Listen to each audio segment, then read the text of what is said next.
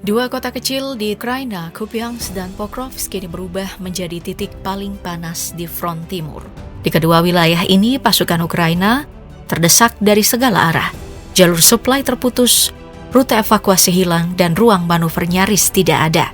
Dari utara maupun selatan, unit-unit Rusia terus merapat, menutup lingkaran dengan langkah yang stabil dan menghimpit. Tapi yang membuat dunia benar-benar menahan napas, bukan sekadar siapa yang unggul di garis depan. Perang ini terus berevolusi.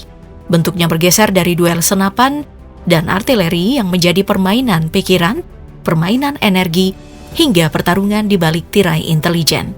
Disinilah babak baru konflik Rusia-Ukraina dimulai, lebih senyap, lebih rumit, dan jauh lebih berbahaya daripada bentrokan di medan tempur terbuka. Ukraina kembali mengguncang Rusia lewat serangan besar yang diarahkan ke pelabuhan minyak Tuapse di wilayah Krasnodar. Serangan dilakukan menggunakan drone laut, 4 diantaranya berhasil ditembak jatuh pertahanan Rusia, tetapi 1 unit berhasil lolos dan memicu ledakan besar yang menyalakan kebakaran di area pelabuhan. Dampaknya langsung terasa, 1 dermaga rusak berat dan citra satelit memperlihatkan gudang-gudang penyimpanan minyak yang rata dengan tanah. Tuapse bukanlah lokasi sembarangan. Pelabuhan ini menjadi jalur utama ekspor bahan bakar Rusia dan merupakan pelabuhan minyak terbesar kedua di Laut Hitam setelah Novorossiysk. Dengan kapasitas sekitar 17 juta ton minyak mentah dan produk turunannya setiap tahun, kerusakan pada fasilitas ini membuat ekspor bahan bakar harus dihentikan sepenuhnya. Yang membuat serangan ini semakin berarti adalah kenyataan bahwa Tuapse telah beberapa kali menjadi target Ukraina. Serangan di bulan September dan awal November sudah lebih dulu menonaktifkan beberapa kapal tanker, menghentikan operasi kilang selama berhari-hari, memicu tumpahan minyak besar, dan memaksa kapal-kapal tanker mundur dari pelabuhan. Jelas bahwa Ukraina menjadikan sektor energi sebagai titik tumbuk strategis, bukan sekadar pesan politik, tetapi pukulan langsung kepada ekonomi perang Rusia. Bukan hanya Tuapse yang diserang, kilang minyak Orsk di wilayah Orenburg juga dihantam pasukan Ukraina, menghasilkan kepulan asap raksasa serta kebakaran hebat. Kilang ini termasuk fasilitas energi yang sangat penting bagi Rusia. Memproduksi lebih dari 30 jenis produk minyak bumi, memasok kebutuhan militer, dan memiliki kapasitas mencapai 6,6 juta ton per tahun. Kerugiannya diperkirakan mencapai 1 hingga 3 miliar dolar Amerika. Dalam waktu yang hampir bersamaan, Ukraina menembakkan rudal HIMARS buatan Amerika ke Donetsk. Targetnya, gudang logistik Rusia yang menyimpan drone Geran 2 versi lokal Shahid 136 asal Iran. Diperkirakan ada sekitar 1.200 unit drone di dalam fasilitas tersebut, meski jumlah pasti yang hancur belum dikonfirmasi. Dan puncak rangkaian serangan itu datang ketika rudal Ukraina menghantam pembangkit listrik tenaga termal Oriol. 2 gelombang serangan besar di akhir Oktober dan awal November memicu ledakan dahsyat dan menyebabkan pemadaman listrik skala luas di kota tersebut.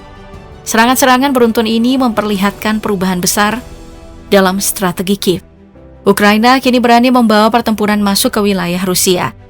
Dan langkah inilah yang mendorong Moskow menyiapkan balasan yang jauh lebih mematikan.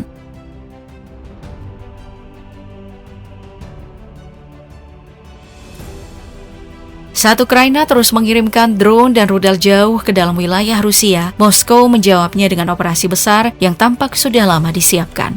Dalam 1 malam, ratusan rudal serta drone dilepaskan ke berbagai kota Ukraina, dari Kharkiv hingga Kiev, dari wilayah timur hingga ke jantung negeri. Serangan yang datang serentak ini menyapu luas, menunjukkan bahwa Rusia memang menunggu momen untuk membalas. Yang jadi sasaran bukan hanya pangkalan militer, kompleks perumahan, fasilitas publik, dan infrastruktur energi yang kini terseret skandal korupsi Ukraina senilai 100 juta dolar ikut dihantam.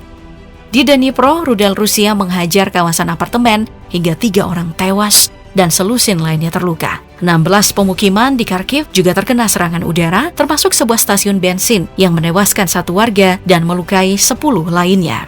Kerusakan paling serius terjadi ketika Rusia menarget pembangkit listrik tenaga panas Zmyskaya, salah satu tulang punggung energi timur Ukraina. Rudal menghantamnya dengan kekuatan besar, memicu ledakan dan kebakaran luas yang membuat asap hitam menjulang tinggi terlihat dari puluhan kilometer jauhnya. Totalnya, serangan terjadi di 25 titik berbeda.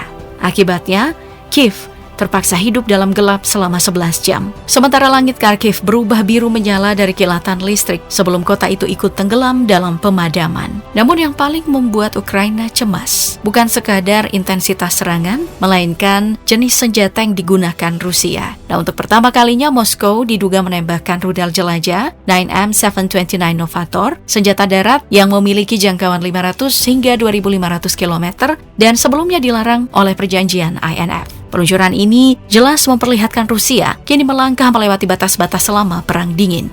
Selain itu, rudal Iskander M menghantam wilayah Dnipropetrovsk dan mengenai lokasi upacara penghargaan militer Ukraina. Serangan itu terjadi tepat saat acara berlangsung, menewaskan pasukan Brigade Marinir ke-35, salah satu unit paling terlatih di Ukraina.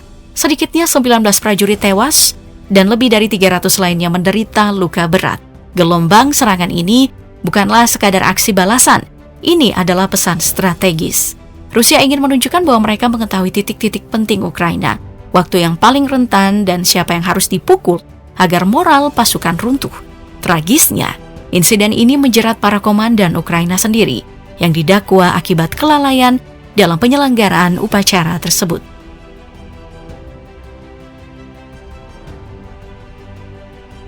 Di Kupiansk, landscape perang berubah menjadi jauh lebih kelam.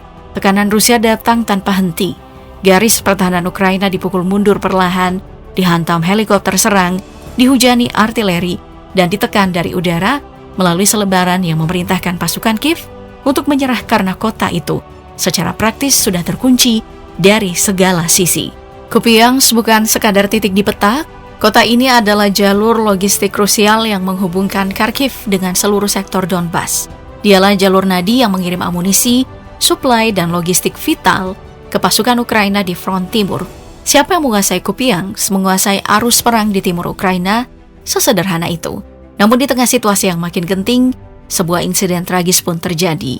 2 warga sipil tewas akibat serangan drone. Media Ukraina langsung menuding Rusia, tetapi tuduhan itu cepat dibantah. Saat ini Kupiansk berada di bawah kontrol pasukan Rusia dan sebagian besar wilayah, sekitar 60% menurut kesaksian penduduk, bersimpati pada Moskow. Dengan demikian, dugaan paling logis adalah bahwa serangan tersebut berasal dari drone Ukraina sendiri. Sebuah kesalahan fatal di tengah pertempuran yang semakin tidak terkontrol. Keadaan yang sama terjadi di Pokrovsk. Pasukan Ukraina di sana terperangkap tanpa jalur keluar dan tanpa suplai. Sekitar 25 anggota Brigade Marinir ke-38 kehilangan posisi penting, kehabisan amunisi, dan mengalami kerugian besar baik dalam personil maupun perlengkapan. Setelah berhari-hari diserang tanpa kemungkinan evakuasi, mereka akhirnya memilih menyerah agar tetap hidup. Keterangan dari para prajurit yang ditangkap mengungkap gambaran yang lebih gelap. Banyak yang mengalami tekanan mental berat, ada yang direkrut tanpa persiapan memadai, minim pelatihan, bahkan mendapat desakan keras dari komando mereka sendiri. Pemerintah Ukraina tetap menyangkal adanya krisis, namun kenyataannya pertahanan mereka runtuh karena bertahan terlalu lama, meneruskan serangan balik yang tidak lagi realistis, hingga akhirnya habis terkikis oleh pengepungan bertahap Rusia. Keputusan Kupiansk dan Pokrovsk jatuh bukan karena ledakan besar, melainkan karena tekanan perlahan yang terus menumpuk, serangan drone presisi, kelelahan ekstrim pasukan, dan lingkar pengepungan yang setiap hari semakin rapat.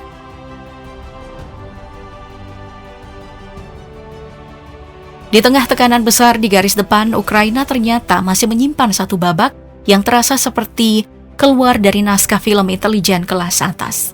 Moskow mengungkap tuduhan mencengangkan. Ada upaya untuk membajak jet tempur MiG-31, salah satu pesawat interseptor tercepat dan yang paling berbahaya yang dimiliki Rusia. Menurut klaim Rusia, operasi ini bukan inisiatif kecil. Mereka menuduh intelijen barat, terutama Inggris, menggerakkan jaringan agen Ukraina untuk menjalankannya. Alurnya terdengar sederhana tetapi nekat. Pilot Rusia ditawari bayaran $3 juta, jaminan perlindungan politik, dan kehidupan baru jika ia mau membelot lalu menerbangkan MiG-31 ke wilayah yang dikuasai Ukraina. Jet itu nantinya akan dibedah untuk intelijen, dijadikan simbol propaganda, bahkan dipamerkan sebagai pukulan telak terhadap Kremlin. Namun rencana yang berani itu kandas sebelum berjalan jauh. Pilot yang didekati justru menolak mentah-mentah dan melapor langsung ke komando militer Rusia. Bagi Moskow, pengungkapan ini menjadi bukti bahwa operasi tersebut benar dilakukan, sekaligus menandakan bahwa Barat mulai mencoba langkah-langkah ekstrim untuk merusak kekuatan udara Rusia.